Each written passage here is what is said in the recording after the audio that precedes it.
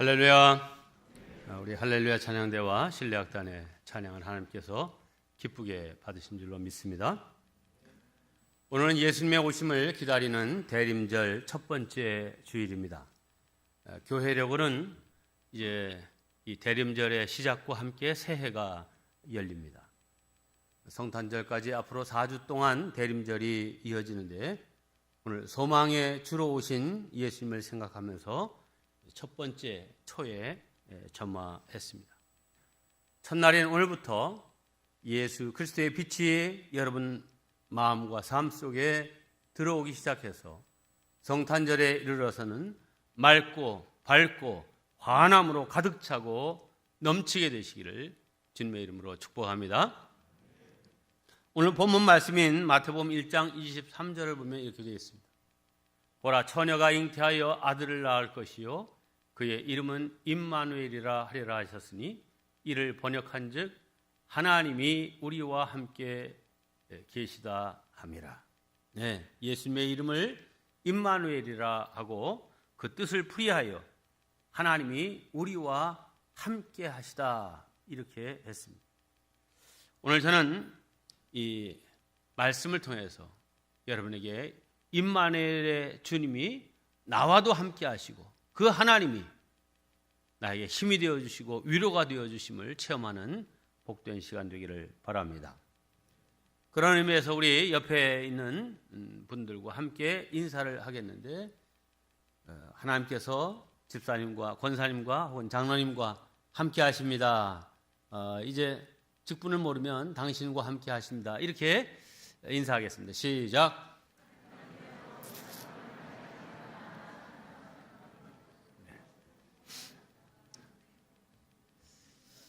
네. 예루살렘에 가면 야드바셈이라고 하는 기념관이 있습니다. 야드바셈, 기억의 집이라고 하는 뜻의 집인데 히틀러 시절에 600만 명을 살해하는 이 홀로코스트에 희생된 그 사건을 결코 잊지 말자는 뜻으로 세운 기념관입니다. 이 기념관 하늘에서 본 전경인데 이제 이렇게 삼각뿔 모양의 형태로 쭉 길게 또 옆으로 이렇게 지어진 그런 건물이고 중간중간에 계속해서 이제 기념관들이 이어지게 되어 있습니다. 내부를 보면 이렇게 삼각뿔 모양의 중앙 복도를 중심으로 명찰같이 다 새겨져서 저렇게 붙여 놓았습니다. 이 내부를 관람하고 바깥으로 나오면 동산 하나가 있는데 거기에는 유대인들을 도운 그 나치의 그 피해를 입는 이 유대인들을 도운 사람들을 기억하는 의인들의 정원이 있고 또한 언덕 기슭에는 희생당한 어린이들을 기념하는 조형물과 함께 한 어른이 어린 학생 10여 명을 끌어안고 있는 조형물이 있습니다. 이게 의인들의 정원이고요. 이쪽에서 좀 더 나아가면 어린이 희생 기념 조형물이 있고 또 이어서 개토에서 두려워하는 아이들을 부둥켜 안고 끝까지 함께하는 코르작 선생님과 함께한 이 아이들의 모습을 기념하는 조형물이 있습니다. 저도 여기에 가서 아내와 함께 사진을 찍었는데 이게 뭐 이렇게 어깨 동무하고 찍은 사진이 아니라 이제 저 의미를 살려서 늘 함께 할게, 내가 지켜줄게 하는 그런 사진입니다. 네, 이 코르작은 폴란드의 동화 작가이며 선생님이었습니다. 독일 나치가 폴란드의 유대인 학교를 급습했습니다. 교실에서 공부하던 아이들이 겁에 질려 바들바들 떨고 있습니다. 코르작은 아이들을 양팔로 감싸 안으며 안심시켰습니다. 독일군 장교가 말합니다. 당신은 유대인이 아니니 아이들을 내놓으시오. 당신은 물러가시오. 이렇게 말하지만 코르작은 필사적으로 독일군에게 저항합니다. 끝내 아이들과 함께 가스실로 가는 트럭에 올라탑니다. 스승으로서 두려움에 떨고 있는 아이들만을 보낼 수가 없었던 것이죠. 아이들과 함께 동행했습니다. 함께 했습니다. 마침내 가스실에도 함께 들어가 죽음 앞에 떨고 있는 아이들을 위해 기도합니다. 그러자 아이들이 이렇게 말합니다. 선생님, 이제 우리의 마음이 평안해졌어요. 끝까지 선생님이 우리와 함께 해주시니 평안합니다. 하나님이 지켜주시니 더는 두려워 떨지 않을 겁니다. 이 코르작 선생님은 임마누엘 되신 우리 주님의 모습을 우리에게 잘 보여주고 있습니다. 임마누엘은 하나님께서 우리를 사랑하시되 끝까지 사랑하시는 사랑을 표현하는 이름입니다. 임마누엘의 하나님이 여러분의 인생 가운데도 늘 함께 하시고 보호하시고 지켜주시는 은혜가 있기를 주님의 이름으로 축원합니다. 일본의 여류 작가 미우라 아야코라는 분이 있습니다. 우리에게는 빙점, 길은 여기에, 이 질그릇에도 이런 소설로 잘 알려진 분입니다. 미우라 아야코 이가 초등학교 교사로 재직하다가 질병에 걸리고 그 투병 중에 빙점이라고 하는 이 소설을 쓰게 되는데 추울 때 이불을 덮어 쓰고 그 빙점 소설을 쓰는 모습입니다. 자, 초등학교 교사로서 자기 국가에 대한 이제 좋은 마음을 가졌는데 패전하면서 보니까 이 우리나라가 바로 된 나라가 아니다. 군국주의 나라구나라고 하는 사실을 깨닫게 되면서 국가에 대한 고뇌와 실존적인 그 고민에 휩싸여서 교사직을 내려놓게 됩니다. 그러다가 그는 척추의 질병을 얻게 되고 이어 폐결핵에까지 걸려서 병원에 입원하게 됩니다. 누워서 대소변을 받아내는 고통스러운 생활을 13년간 지속하게 되는데 그녀의 나이 23살부터 시작된 투병이었습니다. 그녀는 13년간의 투병 생활 가운데 임마누엘 아멘이라고 하는 이 간단한 기도가 아주 큰 힘이 되었다고 고백합니다. 그가 그 병원에 입원해 있을 때 같은 병실에 있던 다른 환자가 이렇게 물었습니다. 기독교에는 불교와 같은 연불 같은 게 없습니까? 뭐 나무아미타불 같은 이런 거 말입니다. 이 질문에 미우라 아야코는 이렇게 대답합니다. 엄밀히 말하면 우리 기독교에는 그런 연불 같은 것은 없습니다. 하지만 기독교에도 짧게 기도할 수 있는 기도문이 있습니다. 하면서 임마누엘 아멘을 그에게 소개했습니다. 임마누엘이라는 말은 하나님이 우리와 함께 하시다는 뜻이고 아멘은 참으로 진실로라고 하는 뜻입니다. 그래서 임마누엘 아멘 이렇게 기도하면 하나님이 나와 함께 하십니다. 참으로 진실로 그렇습니다. 라고 하는 뜻입니다.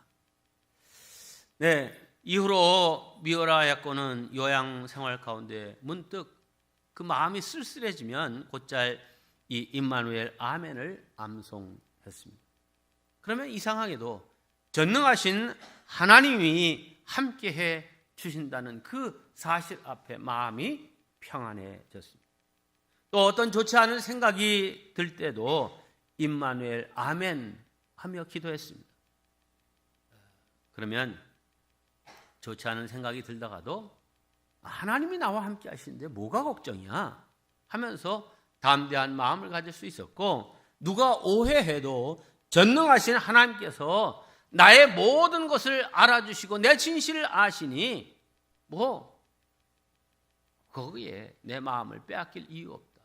오히려 기쁨으로 자신의 마음을 지킬 수 있었습니다. 바라기는 여러분들도 이 임마누엘 아멘 긴 기도가 아니더라도 이 짧은 임마누엘 아멘 기도를 통해서도 여러분 영적 유익을 누릴 수 있기를 바랍니다. 그렇습니다. 하나님이 함께 하시는 사람, 즉 임마누엘의 은혜를 입고 사는 사람은 평안하고 담대하고 기쁨 가운데 살 수 있습니다. 뿐만 아니라 강성하게 됩니다. 역대상 11장 9절에 이렇게 말씀합니다. 만군의 여호와께서 함께 계시니 다윗이 점점 강성하여 가니라. 네, 여러분 하나님이 함께 하심으로 강하게 된 사람은 사람이 어떻게 할 수 없습니다. 세상이 감당치 못할 사람이 되는 것입니다. 다윗을 생각해 보세요. 그가 뭐 굉장한 가문의 집도 아니고 뭐 탁월한 군사 훈련을 받은 사람도 아니었습니다. 그러나 임마누엘 하나님이 그와 함께 하시기에 그를 이길 사람이 없었고 해칠 사람이 없었습니다. 다윗은 군인으로 수많은 전쟁을 치렀지만 누구도 다윗을 대항하여 이기지 못했습니다. 그 까닭은 임마누엘 하나님이 다윗과 함께 하셨기 때문입니다. 이 사실을 히브리서에서는 이렇게 말합니다. 그러므로 우리가 담대히 말하되 주는 나를 돕는 이시니 내가 무서워 아니하겠노라. 사람이 내게 어찌하리요. 사람이 내게 어찌하리요. 그가 골리앗일지라도 하나님이 나를 도와주시니 그가 나를 어떻게 할 수 없다라고 하는 이 믿음이 다윗의 믿음입니다. 요한일서 5장 18절에서는 이렇게 말합니다. 하나님께로부터 나신 자가 그를 지키심에 악한 자가 그를 만지지도 못하느니라.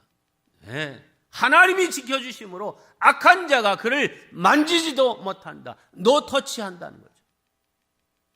여러분 노다지라고 하는 말 아시죠? 이 노다지라고 하는 말은 금덩어리나 금맥을 발견했을 때 하는 말입니다.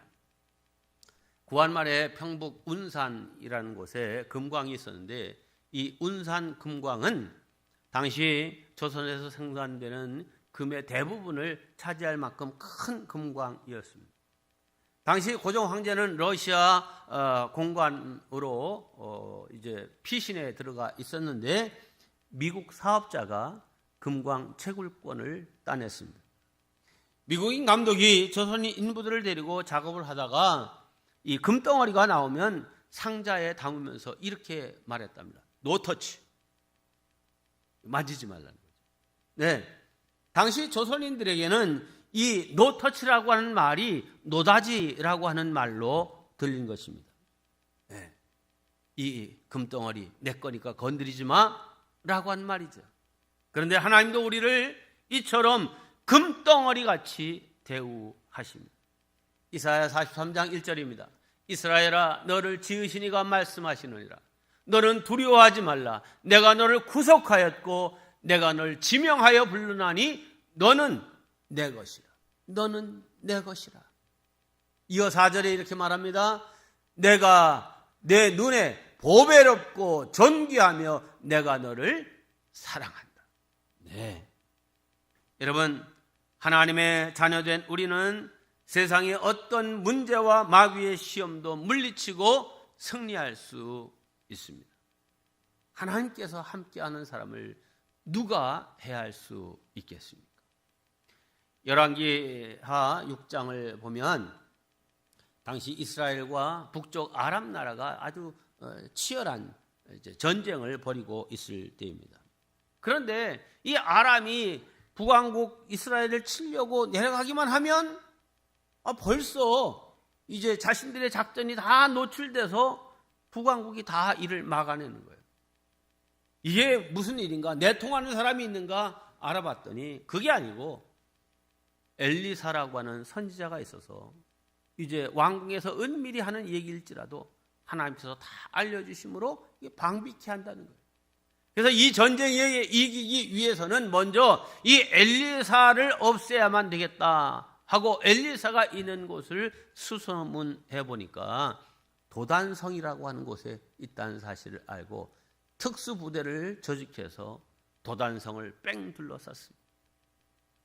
아침에 엘리사의 사환 게하시가 밖에 나가 보니까 이 도단성이 아람 군사로 완전히 뺑 둘려 쌓여 포위되어 있었습니다.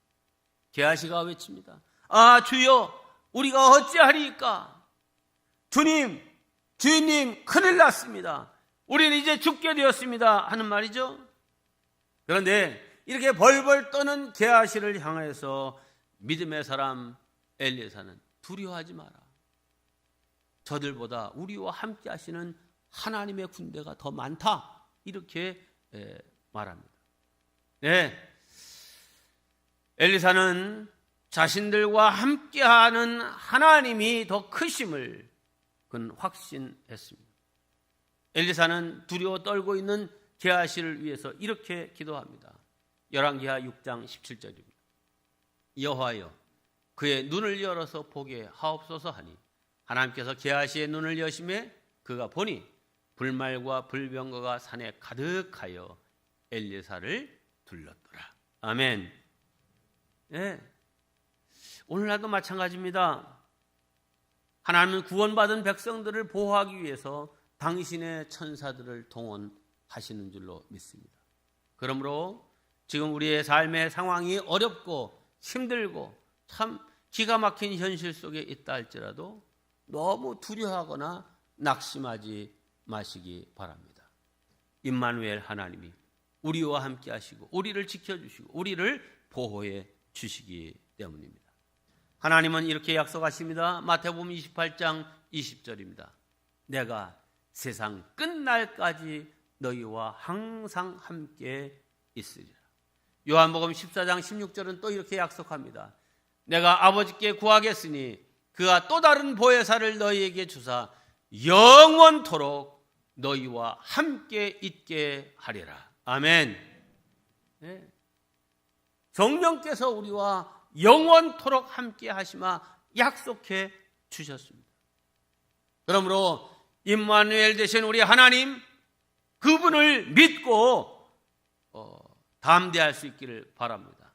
우리는 예수 그리스도를 믿고 구원받아 하나님의 자녀가 되었습니다. 그러므로 보혜사 성령이 우리와 늘 동행하여 주시고 우리를 결코 고아와 같이 버려두지 않겠다고 약속하셨습니다. 세상 끝날까지 우리와 함께 하시는 하나님을 신뢰하는 우리 모든 성도 되시기를 주의 이름으로 축원합니다. 요한 웨슬리 목사님의 유언이 된 말씀이 있습니다. 이 말을 하고 돌아가셨다고 그러죠. 모든 것 중에 가장 좋은 것은 하나님이 우리와 함께 하신다는 사실입니다. 세상에 좋은 것들이 많이 있지만 그 가운데도 가장 좋은 것은 하나님이 우리와 함께 하신다는 이 사실. 이 믿음을 가지면 아무 두려울 것이 없습니다. 저와 여러분 모두 영적인 눈을 떠 세상의 환경 때문에 우리의 마음이 흔들리거나 두려워하지 아니하고 우리와 함께 하시는 임마누엘 주님으로 인하여 담대하고 평안하시기를 주님의 이름으로 축원합니다. 자, 그러면 이런 임마누엘의 은혜를 누릴 수 있는 사람은 누구입니까? 누가 이 임마누엘의 은총을 힘입을 수 있습니까? 오늘 그 주인공은 마리아의 남편 요셉임을 우리에게 성경은 말씀하고 있습니다. 마태복음 1장 19절 오늘 본문입니다. 그의 남편 요셉은 의로운 사람이라 그를 드러내지 아니하고 가만히 끊고자 하여 이렇게 됐습니다. 자, 이 말씀에서 성경은 요셉을 일러 의로운 사람이라 이렇게 말합니다. 자, 그러면 요셉이 어떤 사람이었기에 그를 의로운 사람이라고 했고 하나님이 그 의로운 사람 요셉과 늘 동행하는 임마누엘의 은혜를 그에게 주셨을까? 두 가지로 생각합니다. 첫째, 그는 하나님의 말씀을 있는 그대로 믿는 사람이었습니다. 함께합니다. 하나님의 말씀을 있는 그대로 믿자. 요셉이 마리아라는 처녀와 약혼했는데 어느 날 이 마리아가 자기와는 상관없는 아이를 낳았습니다. 지금도 마찬가지지만 당시에는 있을 수 없는 일입니다. 약혼자가 남의 아이를 가졌다면 그는 돌에 맞아 죽어야 마땅합니다. 이 문제를 심각하게 고민하는 요셉에게 하나님의 사자가 꿈에 나타나 마리아와 그에게 잉태된 이 사실에 관한 이야기를 해줍니다. 마리아가 잉태된 것은 성령으로 된 것이고 그가 낳을 아기는 자기 백성을 죄에서 구원할 자, 곧 구세주라고 하는 사실입니다. 성도 여러분, 가만히 파혼하려고 했던 요셉이 마리아를 자신의 아내로 받아들일 수 있었던 이유는 무엇입니까? 마리아 그 개인의 자신에 대한 신뢰입니까? 아닙니다. 마리아에 대한 동정심 때문입니까? 그것도 아닙니다. 그럼 무엇입니까? 그것은 전적으로 하나님의 말씀에 대한 신뢰 때문입니다. 마태복음 1장 20절로 23절 말씀은 천사가 요셉에게 이 마리아의 잉태가 어떻게 된 일인지를 설명하는 장면입니다. 말씀드린 대로 마리아가 잉태된 것은 이미 구약의 선지자들을 통하여 예고한 대로 이 땅에 메시아를 보내주시기 위한 과정으로 이루어지는 일임을 이제 천사가 말하고, 이 천사는 이사야서의 말씀을 인용하여 설명합니다. 이사야 7장 14절이죠. 보라, 처녀가 잉태하여 아들을 낳을 것이요 그 이름은 임마누엘이라 하리라 하셨으니. 여기까지가 이사야 7장 14절입니다. 근데 그 당시에는 히브리 말을 쓰는 때였기 때문에 임마누엘, 엘은 하나님, 임마누 함께한다라고, 하나님이 우리와 함께한다라고 하는 이 말이 해석이 필요 없었죠. 그런데 마태가 이 말씀을 인용할 때에는 헬라 말을 쓰는 시절이었기 때문에 이를 번역하고 해석해야 할 필요가 있었습니다. 그래서 번역한즉 하나님이 우리와 함께 계시다 함이라, 이렇게 했습니다. 네, 그래서 이사야 7장 14절과 마태복음 1장 23절은 같은 본문의 말씀입니다.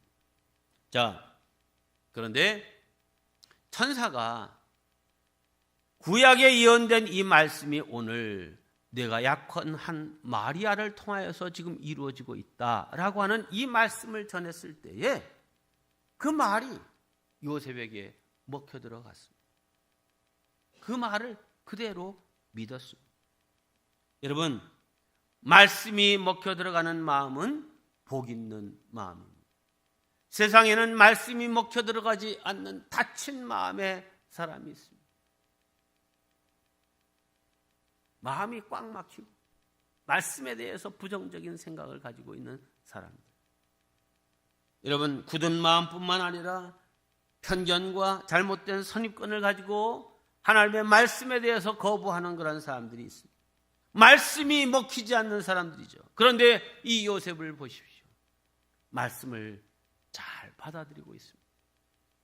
이렇게 말씀에 대한 수용력이 있는 사람, 복 있는 사람인 줄로 믿습니다. 세상 모든 사람들이 못 믿을 일을 지금 요셉은 주의 사자의 말을 듣고 그대로 믿었습니다. 뿐만 아니라 그 말을 듣고 즉시 마리아에게로 가서 그 마리아를 데리고 자기 집으로 데리고 옵니다. 종교개혁자 마틴 루터는 이 사실에 대해서 이렇게 말했습니다. 성탄에 있어서 가장 큰 기적은 동정녀 마리아가 잉태한 것이 아니라, 처녀가 잉태한 것이 기적이 아니라 요셉이 그러함을 믿은 것이다, 이렇게 말했습니다. 네, 결국 이 믿음의 결과가 어떻게 되었습니까? 요셉을 통해서 하나님의 역사가 이루어졌습니다. 구세주가 이 땅에 오실 수 있었던 것입니다. 할렐루야. 이 시대에도 하나님은 요셉과 같이 말씀에 대한 확신과 믿음을 가진 사람을 찾고 계십니다. 그리고 그런 사람과 임마누엘로 함께 하시기를 원하시는 줄로 믿습니다. 저와 여러분들이 이 요셉과 같이 하나님의 말씀에 대한 확신과 믿음을 가지셔서 하나님 나라를 위해 크게 쓰임받는 사람들 되시기를 주님의 이름으로 축원합니다. 두 번째, 요셉은 살리려고 하는 마음을 가진 사람이었습니다. 함께 합니다. 살리려고 하는 마음을 갖자. 여러분과 결혼하기로 약속한 약혼자가 있는데 그에게 다른 연인이 생겼다는 사실을 알게 된다면 여러분 어떻게 반응하시겠습니까? 기가 막힌 일이죠. 지금 요셉에게도 자기의 약혼녀 마리아에게 임신의 사실이 드러났다는 거죠. 너무나 큰 일이고 기가 막힌 일이죠. 요셉은 아마 생각했을 겁니다. 밤잠을 이루지 못하고 도대체 이게 무슨 일이란 말인가? 아니 마리아 그녀는 순결한 여인이 아닌가? 그런데 애라니. 의분이 치밀어 오르기도 하고 당장이라도 율법이 정한 대로 그를 처리하고픈 생각도 들었을 것입니다. 그러다가도 내가 그렇게 하면 마리아는 어떻게 되고 또 그의 가족들은 어떻게 되는가? 생각이 꼬리를 물었습니다. 분명한 것은 요셉은 최악의 상황에서도 침착하였고 자신이 할 수 있는 최선의 배려를 베풀기 위해 고민했습니다. 마태복음 1장 19절 맨 마지막을 보면 이 일을 생각할 때에, 여기 생각했다라고 하는 이 말은 다른 말로 고민할 때에라고 하는 말로 바꿀 수 있습니다. 네, 이 일을 어떻게 처리할까 고민한 것입니다. 사실 이 사건은 요셉의 입장에서는 고민할 필요가 없는 사건입니다. 네. 그날로 파혼을 선언하고 마리아를 율법에 고발하면 됩니다. 마리아의 임신은 그 무엇으로도 변명할 수 없는 범죄였기 때문입니다. 그런데 요셉은 고민했습니다. 자기 자신을 위한 고민이 아니라 마리아와 그의 가족을 위한 고민이었습니다. 이렇게 남을 위한 고민이 있었기에 요셉은 의로운 사람이라고 불려졌던 것입니다. 잠언 17장 9절을 보면 이렇게 되어 있습니다. 허물을 덮어주는 자는 사랑을 구하는 자요, 그것을 거듭 말하는 자는 친한 벗을 이간하는 자니라. 네, 남의 허물을 드러내지 않고 덮어주려는 의로운 마음을 가졌던 요셉. 하나님은 바로 이런 사람과 임마누엘로 함께해 주신 줄로 믿습니다. 자, 그렇다면 우리도 이런 요셉을 본받아야 할 줄로 믿습니다. 대림절 첫 주일입니다. 우리가 이 대림절에 예수님이 정말 내 심령 속에 모셔지고 예수님이 우리와 동행하는 그러한 분이 되기 위해서는 요셉이 가졌던 마음, 요셉의 그런 삶이 있어서 예수님이 오셨던 것처럼 이 요셉의 마음을 가져야 될 줄로 믿습니다. 요셉과 같이 거룩한 고민, 침착함, 배려, 이걸 통하여서 사람을 살리고 관계를 살리는 우리 모두가 되어야 될 줄로 믿습니다. 그래서 우리 주님이 늘 함께 하시고 하나님이 동행하시는 임마누엘 사람들 되시기를 주님의 이름으로 축원합니다.